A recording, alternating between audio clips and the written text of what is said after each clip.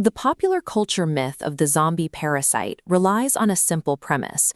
A fungus or virus from the outside world breaches a host and commandeers the nervous system, driving the body against its will.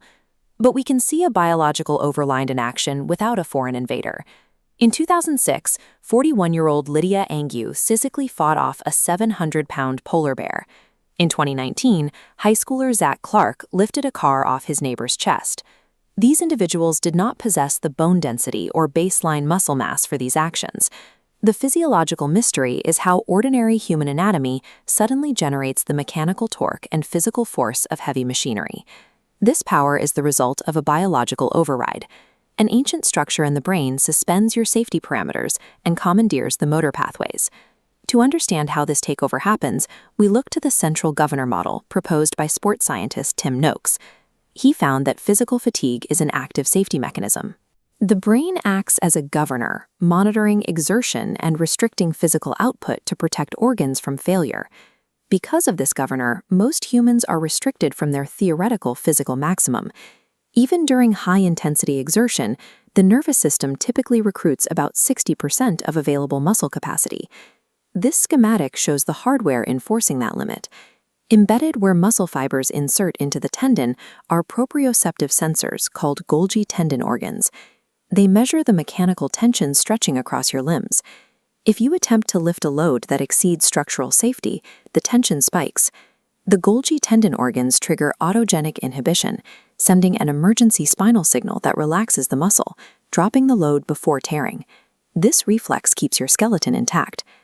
To achieve superhuman strength, this safety protocol must be silenced. The shutdown sequence begins the moment the brain registers mortal danger. The amygdala detects the threat and bypasses the rational, decision-making frontal lobes. The hypothalamus activates, flooding the bloodstream with a chemical cocktail. Cortisol unlocks glucose for immediate energy. Adrenaline and noradrenaline spike heart rate and push maximum oxygen into muscle tissue. This animation illustrates the neural override initiated by the adrenaline surge.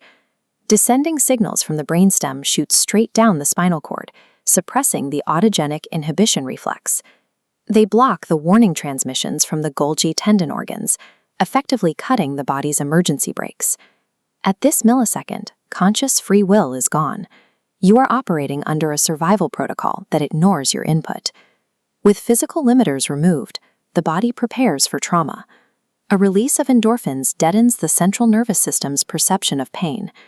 If your muscles tear, the brain ignores the signal so you can keep fighting. Look at this visualization of motor unit recruitment. While the brain usually paces how many fibers fire at once, this neural override surges past that 60% baseline, pushing toward 100% capacity. This surge activates the largest, fastest-twitch muscle fibers, high-output motor units that the brain normally keeps in reserve for survival. The host is now a biological drone, firing at a level of power that evolution designed the human frame to avoid. And then comes the sudden physical eruption, the lifting of the heavy car or the overpowering of an attacker. On a microscopic level, contraction occurs when myosin molecules form chemical bonds with actin filaments. They grab the actin, pull it, and release, creating the mechanical force needed to move the skeleton. Without the Golgi tendon organs enforcing a pause, these cross-bridges cycle with uninhibited force. Every motor unit fires simultaneously, hauling against your skeletal structure with leverage your anatomy wasn't built to withstand. This is the functional limit of human anatomy, pure mechanical torque, uncoupled from the drive for self-preservation. The body cannot sustain this output. When the threat passes, the chemical flood recedes, homeostasis returns, and the perception of pain returns. Operating a human body without its central governor leaves behind structural damage. Feats of hysterical strength often result in torn muscle fibers and ruptured tendons, sheared by the internal pressure. The strain can trigger rhabdomyolysis. Overworked muscle tissue breaks down and dies, leaking myoglobin into the blood, which can lead to acute kidney injury. This superhuman capability is dormant in our DNA, waiting for a life-threatening crisis to override our safety limits and break the body from the inside.